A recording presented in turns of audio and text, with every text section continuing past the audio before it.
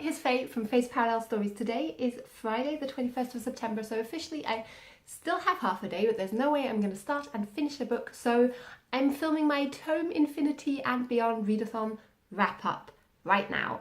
I read 3 books, well, 2 books, 1 graphic novel, depending on how strict you're going to be on me, and I started off on Ship D. So I read an author who was new to me, and I've been planning to read A Woman on the Edge by Mars Piercy ever since I read it some point last year.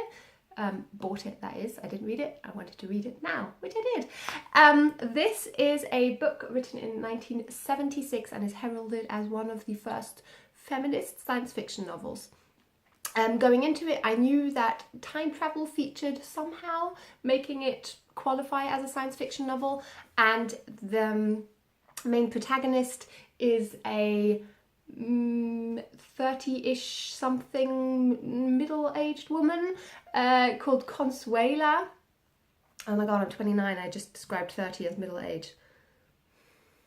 Consuela is visited by time travellers who show her, well, what the future, more than 100 years in the future, will look like. And she has a part to play in ensuring that that future will actually come to fruition. One of the things that hold Consuela back, though, is the fact that she very swiftly lands in a mental institution. Those parts of the books I wasn't expecting, and they were really interesting to read given the time that it was published. It felt very reminiscent of the sort of general anti-psychiatric stance in the 70s, and there's a lot of criticism on how patients in mental wards were treated, just sort of pumped full of drugs or shocked or just generally denounced and not seen as human. Definitely not helped. And I did think that was interesting. I was disappointed somewhat by the future vision. In a way, I think I like it when it is something a bit weirder, and we do get a little snippet of a alternate future, I'll say that much, and that was very different, and in a way I felt like she almost spent a bit too much time in this novel in the future, just wandering the plains in this 2137 setting. I did give it a solid 4 out of 5 stars though, even though those parts in the future slowed me down and I didn't whiz through the book as quickly as I thought I would. I thought it was really interesting. Yeah, and some very interesting questions on feminism and race, especially given that we basically accompany the main character's emancipation. She, at the beginning, is not your typical feminist superheroine. She has grown up with these very unfavourable views to everything she resembles, and she has to learn how to see that in a different way, and that a different way is possible. So I recommend it if any of that tickles your fancy. There were some really great passages in this. I hoped it was going to be a little more fast-paced though. And then, because that made me hit the asteroid belt, I had to read a space opera, and I turned to something that was very, very fast-moving. I read the second part second book, I guess, in the saga series.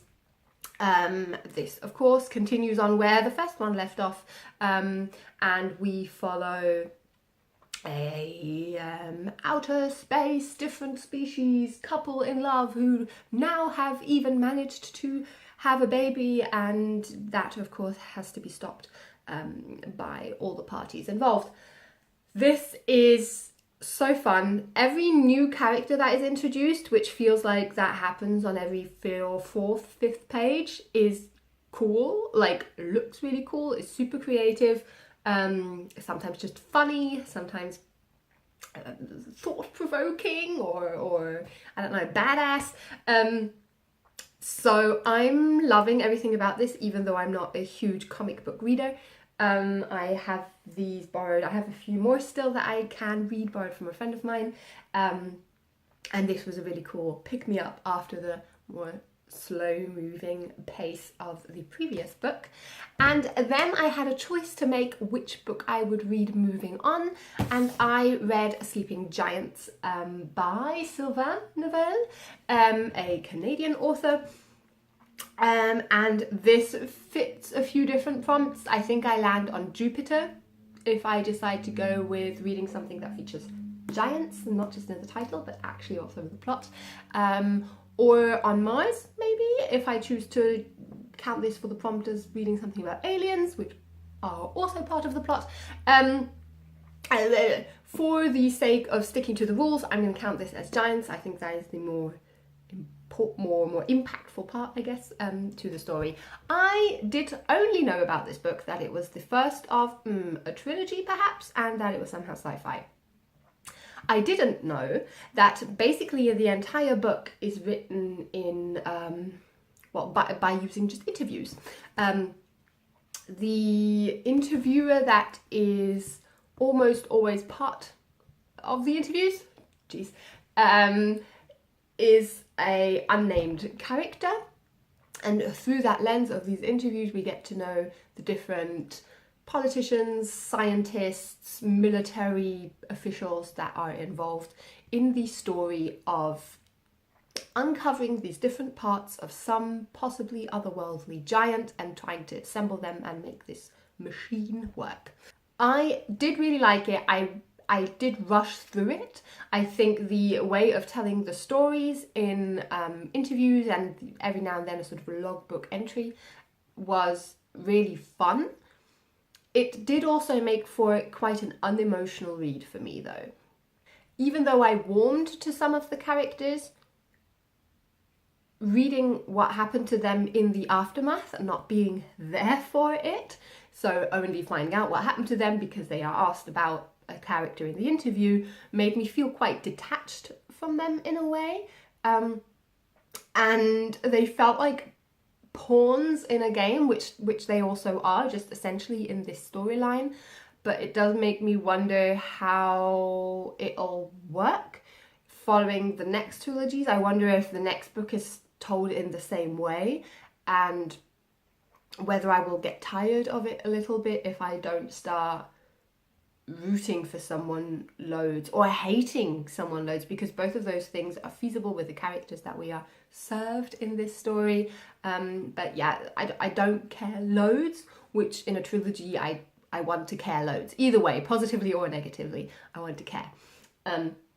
But I'm still, I think, giving it 4 out of 5 stars just because I enjoyed reading it so much.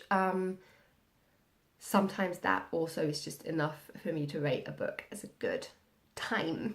So those were the 3 that I did end up reading in this sci-fi readathon, which I think was actually really, really fun. I didn't read my sort of backup novels, which were 1984 by George Orwell, obviously, and Trouble with Litcham by John Wyndham. I kind of knew I wouldn't read 1984 because I have tried and struggled in the past, and that's just not something that I'm likely to do reading a readathon. And Trouble with Litcham by John Wyndham will be the 3rd book of his that I have read. I've loved the 2 others I've read by him. So this is postponed but not cancelled. So yeah, those were the 3 books that I read. I sat down wearing my cool Space Invasion t-shirt, just to fit the theme. I hope you had a great time, or are still having a great time. There's still a few hours as I am talking. But yeah, I'm giving up. I've found my new planet, and I hope you do too. Goodbye.